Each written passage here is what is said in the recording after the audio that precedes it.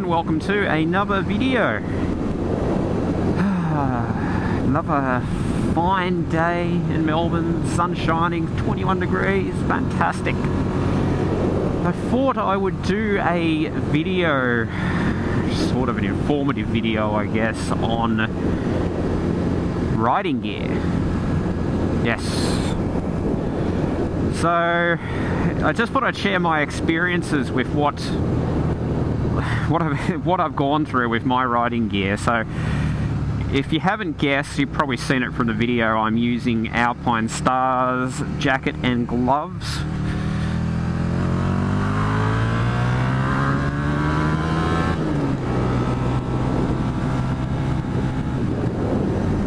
Now the gloves are GP Pro. They were quite expensive. The jacket is a GP Plus, I think it is. Yeah, and they're about a year old now. Now, we'll start off with the jacket and gloves. So, I'm not happy with Alpinestars, to be honest. I love them as a brand. I used to use a lot of their stuff when I was doing downhill and other things, but this jacket and gloves has been pretty, to be honest. The Velcro doesn't close on the cuffs of the jacket anymore, and it's also starting to separate on the zipper, the main zipper cover. And on top of that, the gloves, the GP Pro gloves, are the gauntlet section doesn't like to stay closed on one side now. So for a year old, I think it's pretty piss poor, to be honest. And if I was doing it all over again, I would try to get something that has button closures. Now, I know a lot of people don't like button closures, but Velcro only works so many times before it starts to separate.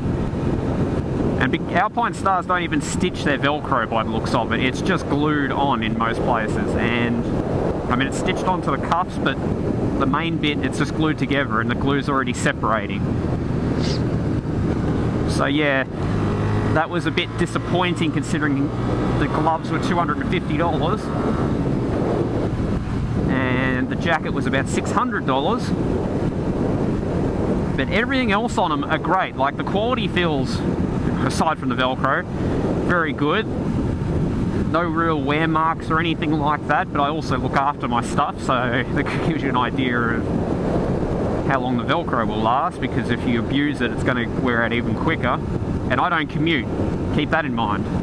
I've only done about 6,000 to 7,000 Ks.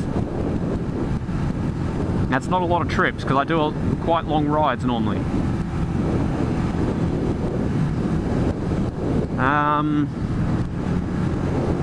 What else is there? So, yeah, so I've got the Alpinestars jacket and gloves. I'm using Draggin Jeans majority of the time. These are the CEVO Draggin Jeans, which means that they're CE certified. They're the only pair that is.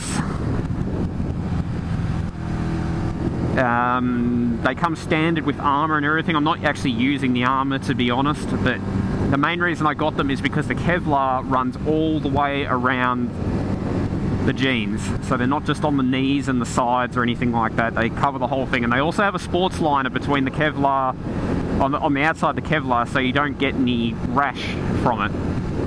Apparently. I'm not going to test that theory for you. You can find out for yourself if that's your thing. Yeah, the Draggin Jeans have been really good. I'm happy with them. The only thing I did notice was that the big badge that's on the back right of most jeans, like on these ones, the stitching's starting to come up, but it could have just been the washing machine, I'm not sure.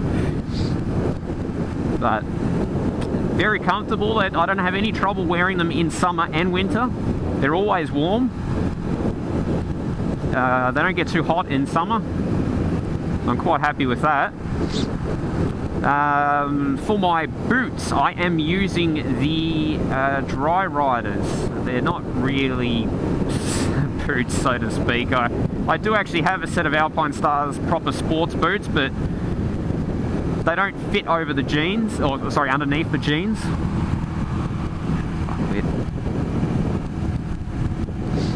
So I can't put the jeans over the top of them, which is awkward. So I haven't really worn them yet. I need to get a proper pair of leather pants or some more baggy jeans. So I wouldn't mind trying the Rock ones to see what they're like. But yes, these Dririder boots are very comfortable. I have no problems with them whatsoever. I just don't feel they offer me enough support at the ankle if something were to happen. So I do want to start wearing proper boots eventually. For anyone, I don't know if you can even see it in the pictures really, my famous helmet is the Shoei XR 1100. It's a very comfortable helmet, very good visibility, very light. It's a very well built helmet. Don't really have any issues with any of that parts of it, but it is an incredibly loud helmet, which really pisses me off because I have pretty sensitive hearing and I'd like to keep it that way. And I have started wearing earplugs now because it's just so bloody loud riding with this helmet if you go on a freeway or anything over about 80 kilometers an hour. So I ended up getting some ear mold earplugs, which, you know, fix the problem, but it's just another thing you have to put on, which does get annoying after a while. Now, I would love to get a different helmet. I'd love to get one of the Shoei C3s, but thanks to Australia and our house helmet regulations, where we have our own standard, I can't just buy a helmet from somewhere else. It has to be sold in Australia and approved in Australia. And Shoei aren't going to do that just for our market. So that shows the wisdom of this country and its laws and regulations.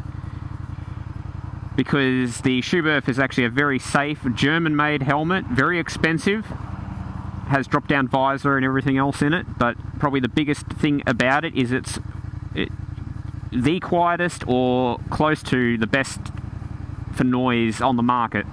I think it's like 86 decibels at 65 mile an hour or something like that, which is just orders of magnitude lower than the Shoei helmet. Ran a red.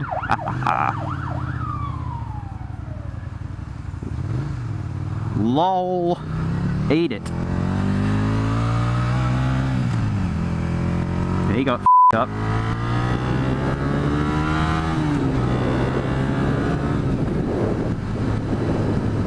But yes, like other than the noise, it's a really good helmet. Like if it's like a track focused helmet or whatever you want, it's great. Like I'm a medium and it is an exact medium.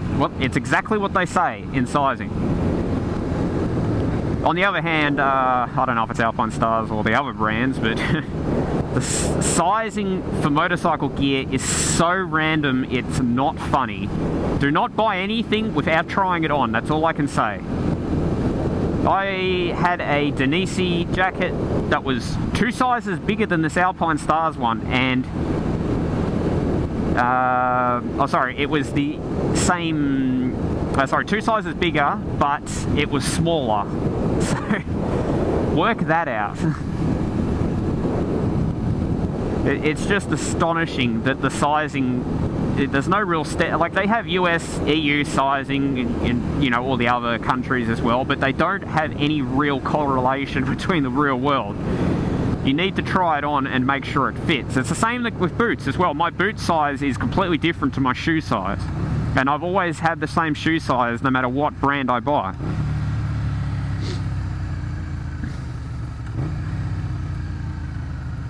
Fully sick. Naturally aspirated GTR. Fantastic. God, I wish I could afford one of them.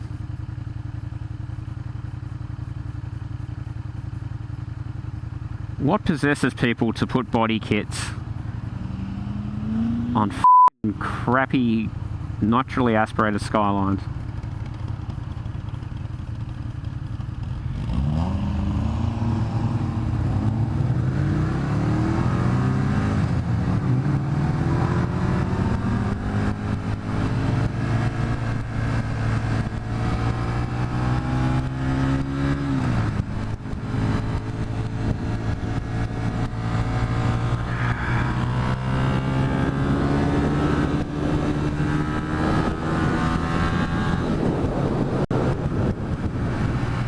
Yes, anyway, that's what I was saying. It's a bit random today. Always try on your riding gear. I mean, at the very least, try it on and buy it from somewhere else if that's your thing, but I want to get a lot of ICON riding gear. I like their gear, but they don't sell it in Australia. So ICON, if you happen to be watching, which is a bit presumptuous because no one watches my channel yet, but bring your gear to Australia. Seriously. There is a huge market for your stuff over here.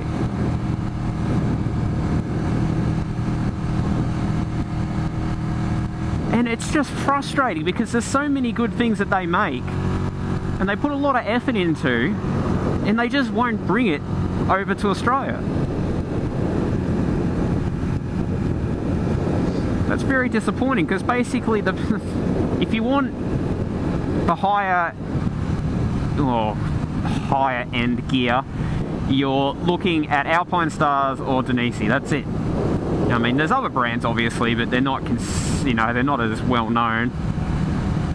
But you know, there's still a lot of good stuff out that other companies make. You know, some people like name brand stuff. I personally don't really care. I more prefer the quality. I got the Alpinestars gear because I used it in the past and it's always been good gear, but I haven't been happy with it this time.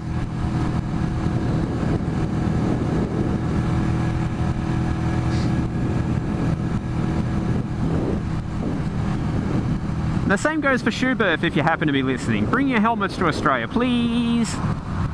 Yes, I know we have pain in the ass standards, but just put the price up. I'll still buy one. I don't care. I'll spend whatever money it takes to protect my hearing and get a really good quality helmet. I'm gonna